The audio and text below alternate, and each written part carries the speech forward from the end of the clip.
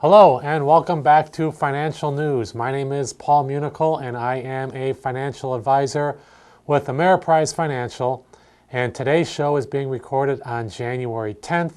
My co-host Ron Jankowski is off, but he should rejoin us next week. For the first half of the show, I'm going to talk about something that's been on the minds of consumers for the good part of probably a year, which is inflation. So I'm going to dive into some of that recent data and hopefully answer some questions people may have. So inflation is in our focus, but could the upward pressure on prices be running out of steam? That would be some welcome news. This week, the Labor Department will release its December Consumer Price Index report on Wednesday and its Producer Price Index report on Thursday. Now, forecasters, as surveyed by Bloomberg, expect the year-over-year rates for both measures to reach multi-decade highs. Bottlenecked supply chains have been a material contributor to higher prices over the last few quarters. But we believe there could be signs of such bottlenecks maybe beginning to ease.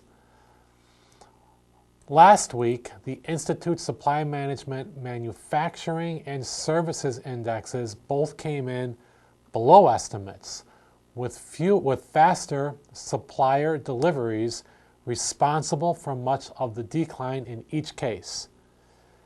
Now, as seen in the data, supplier delivery times improved significantly in December. The supplier delivery component of the ISM Services Index, it did plunge 11.8 points in the month, while the same component of the ISM Manufacturing Index reached a 13-month low after dropping 7.3 points. The declines represent faster supplier delivery times in each segment, thus offering good news that the supply chain snags could finally be starting to unravel.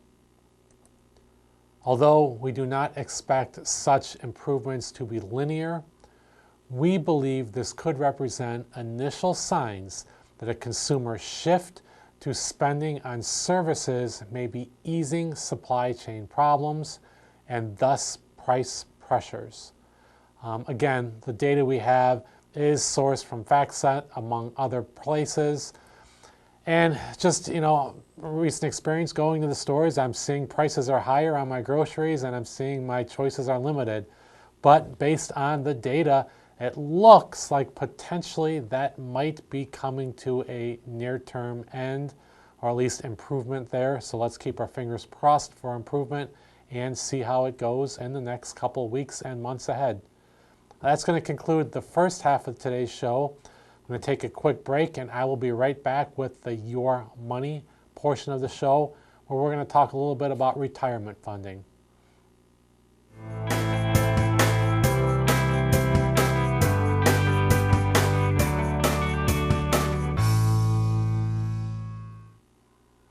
All right, welcome back.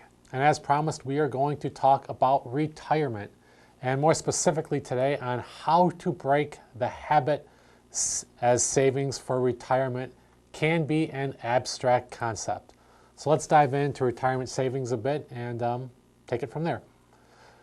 So it's something we all know we should do, but the farther away we are from it, the easier it is to delay making a priority, especially when we have other financial commitments nearer on the horizon.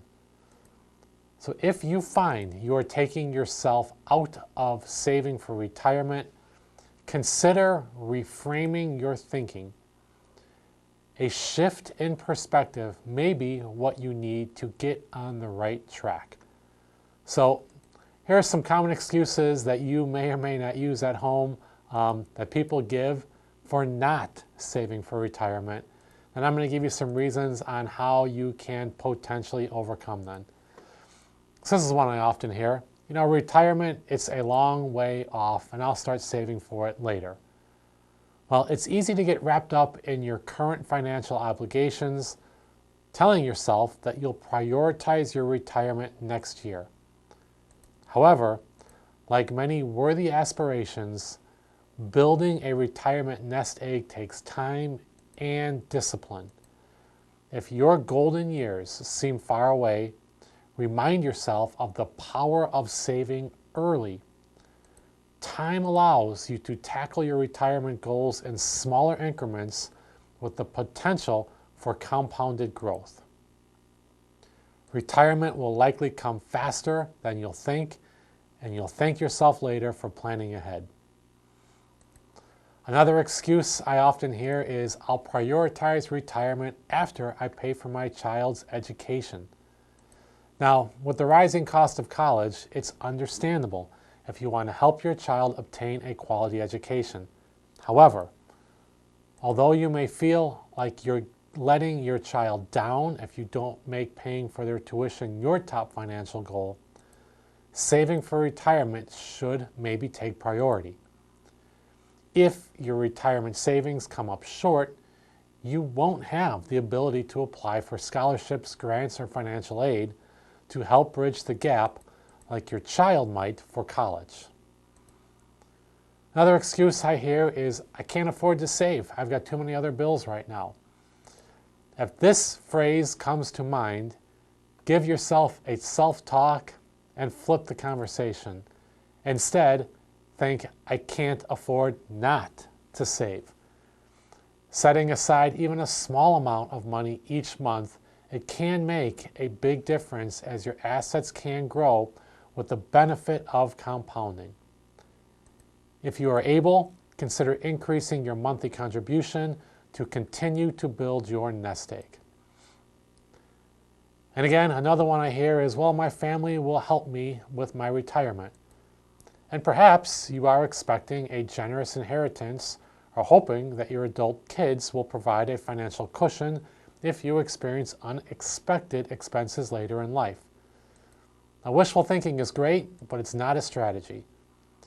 Regardless of who you believe may come to your aid, it's best to take your financial security into your own hands. Life is full of uncertainties that could impact the bank accounts for both you and your family members. Knowing your future is under financial control can give you and your family some peace of mind. In conclusion, don't let these common mantras and negative self-talk undermine your retirement. With a consistent and well-informed approach to saving and investing, you'll be in a much better position to retire with confidence. And as always, consider working with a financial advisor to create a plan for your future. Together, you can determine your savings targets and explore a wide range of strategies to meet your financial goals. It's time to talk yourself back into retirement. And with that, as I always state, again, my name is Paul Municle. I am a financial advisor out of Ameriprise Financial.